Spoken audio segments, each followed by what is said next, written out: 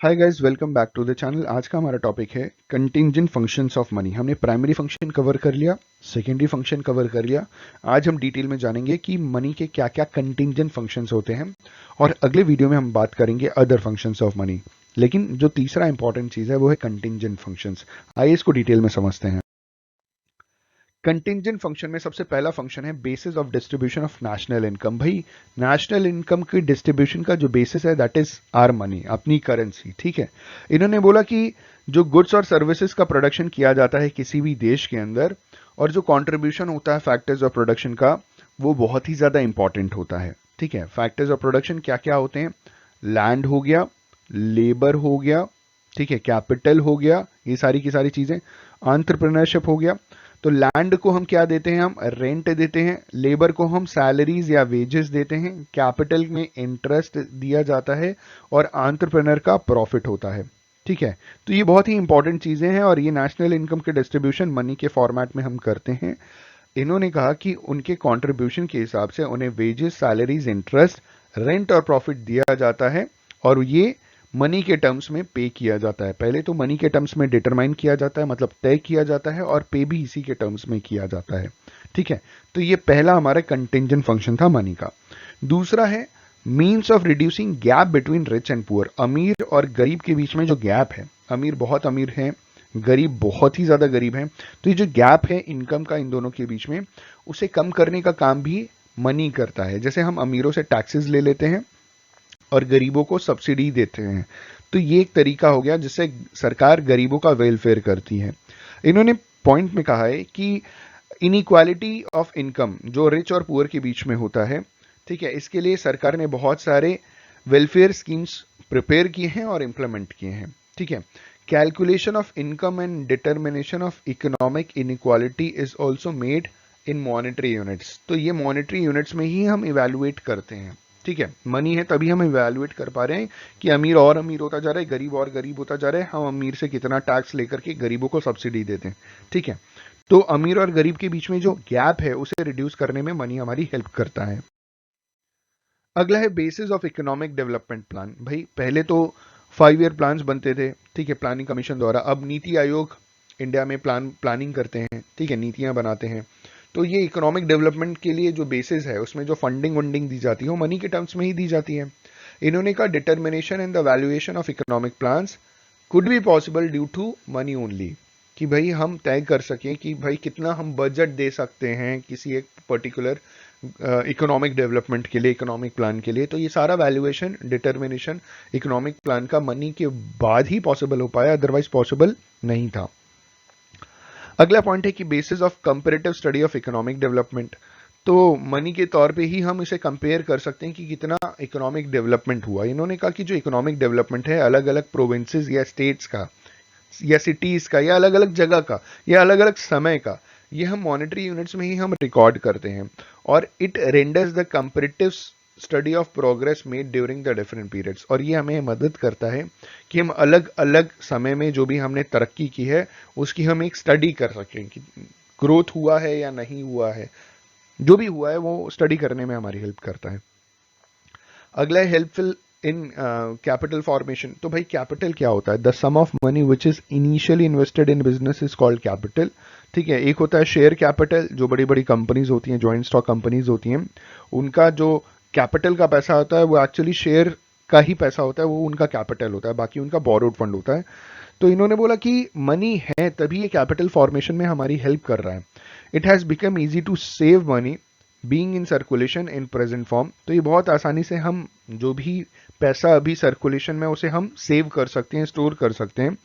हर एक इंसान जो भी अपनी इनकम को, फ्यूचर इनकम को स्टोर करके रख रहा है, ठीक है, अपने बैंक खाते में जो भी बचा करके रख रहा है, तो बैंक खाते में इतने हजारों करोड़ों लोगों का जो पैसा जमा है, तो वहां पे वो क्या हो रहा है? वो कैपिटल का फॉर्मेशन हो रहा है। ठीक है, जिसे हम कंपनीज को देते हैं, तो कंपनीज उसे इन्वेस्ट करके वहां से कमाती है, बैंक कमाता है और बैंक अल्टीमेटली हमें देता है, तो हम भी कमाते हैं। तो ये मनी है तभी कैपिटल फॉर्मेशन हो रहा है, इसीलिए उस पैसे से ही बड़ी बड़ी कंपनीज हैं। इन्होंने कहा कि money deposited into banks are also invested in shares and debentures issued by companies. ठीक है, अगला है बेसिस ऑफ क्रेडिट। ठीक है। क्रेडिट ट्रांजैक्शंस कंटिन्यूसली बढ़ते चले जा रहे हैं with economic development. Credit transactions are based on credit of the parties. आपने देखा होगा क्रेडिट स्कोर की बात की जाती है, ठीक है। तो क्रेडिट स्कोर अगर आपका बहुत अच्छा है तो आपको बहुत अच्छा खासा लोन मिल जाएगा। तो ये क्रेडिट स्कोर क्रेडिट पार्टीज के बेसिस के ऊपर है कि भाई जिसने हमसे पैसा लिया उसने टाइम पे दिया तो उसका क्रेडिट स्कोर अच्छा हो गया, जिसने नहीं दिया उसका क्रेडिट स्कोर खराब हो गया, उसे हम भविष्य में पैसा नहीं देंगे, ठीक है। तो जिन भी पार्टीज का क्रेडिट स्कोर बहुत अच्छा होता है, क्रेडिट लेना देना बहुत अच्छा होता है, तो हम उसे समय समय पर देते रहते हैं, बैंक पैसा देता रहता है, सब पैसा देते हैं। It can only be done with the help of money, और ये मनी के टर्म्स में ही पॉसिबल था, अदरवाइज वो पॉसिबल नहीं था। अगला है basis of measuring solvency. Solvency का मतलब कि आपकी काबिलियत, जो भी आपने उधार में पैसा ले रखा है, क्या आप उसे पे ऑफ कर पा रहे हैं कि नहीं कर पा रहे हैं, ठीक है। Present money is the basis of saving and present saving is the basis of future credit. जो अभी का मनी है उसी के बेसिस के ऊपर हम पैसे बचा लेते हैं और इसी बचाए हुए पैसे को हम भविष्य में दे देते हैं क्रेडिट के फॉर्म में, फ्यूचर क्रेडिट हो जाता है। तो जो cash reserves on the basis of measuring solvency of an institution और फॉर पर्सन, तो ये मेजर करना सॉल्वेंसी, ये भी तो मनी के टर्म्स में ही होता है कि भाई आपने हमसे जो पैसा लिया है उसको आप पे ऑफ करने के काबिल हैं या नहीं है। ये हम देख कैसे पा रहे हैं, ये मनी के टर्म्स में ही देख पा रहे हैं, अदरवाइज अगर मनी नहीं होता तो ये सॉल्वेंसी वाली बात ही नहीं होती। अगला कैरियर ऑफ द डिजायर्स। इन्होंने कहा कि money is called the carrier of the desires, whatever is desired by you can fulfill it with the help of money। भाई कुछ भी चीज आपको दुनिया में चाहिए, ठीक है, वो आप मनी की बदौलत आप उसे क्या कर सकते हो, आप उसे परचेज कर सकते हो, खरीद सकते हो, कुछ भी चीज, हर एक चीज बिकती है मार्केट में, ठीक है। अगला पॉइंट है बेसिस ऑफ मैक्सिमम सेटिस्फैक्शन। तो अगला जो फंक्शन है मनी का वो ये है कि इसकी मदद से हम सबसे ज्यादा सेटिस्फैक्शन गेन कर सकते हैं। जैसे हर एक यूनिट मनी को एज अ कंज्यूमर अगर हम सही हिसाब से खर्च करें, मतलब अगर हम law of equi marginal utility देख करके खर्च करें तो हम सबसे ज्यादा सेटिस्फैक्शन गेन कर सकते हैं, ठीक है।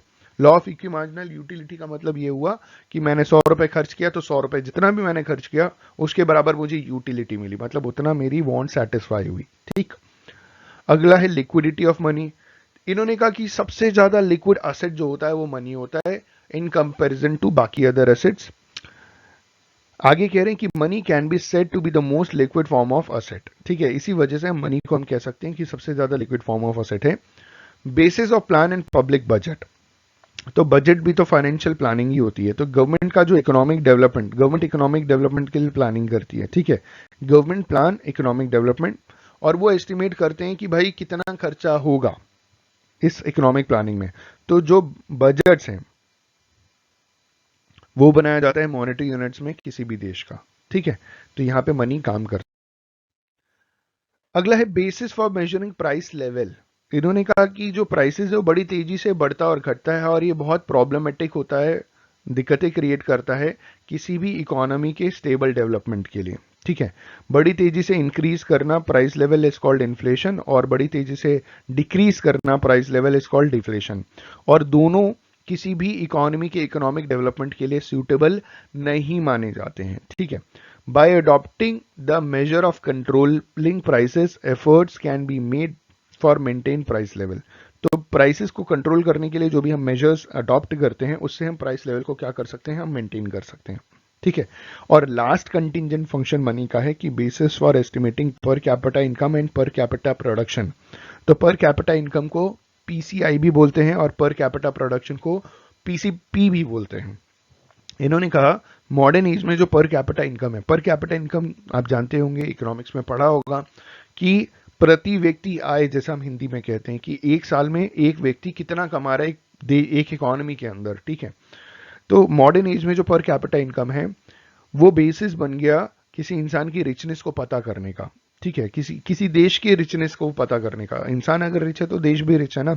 अगर किसी देश में पर कैपिटा इनकम किसी व्यक्ति की ज्यादा है तो जाहिर सी बात है वो देश भी तो ज्यादा अमीर होगा ना दूसरे देश के कंपैरिजन में। Which country is developed in determined on the basis of PCI, ठीक है। ये हम पता कर सकते हैं। जो पर कैपिटा प्रोडक्शन है वो प्रोडक्टिविटी और एफिशिएंसी एम्प्लॉयज का बताता है, और ये दोनों पर कैपिटा इनकम और पर कैपिटा प्रोडक्शन दोनों मॉनेटरी यूनिट्स में पहचाने जाते हैं। तो दोस्तों ये था हमारा contingent function of money. I hope and believe कि इस वीडियो में आपको बहुत सारे पॉइंट्स क्लियर हो गए होंगे। On this note, thank you so much for watching this video. Channel पे नए हैं प्लीज सब्सक्राइब कर लीजिए और बेल आइकन दबा दीजिए ताकि लेटेस्ट अपलोडेड वीडियो की नोटिफिकेशन आप मिस ना कर सकें। ठीक है, इंस्टाग्राम पे भी आप फॉलो कर सकते हैं। वीडियो पसंद आए तो प्लीज शेयर किया कीजिए, लाइक किया कीजिए। Thank you so much, have a good day.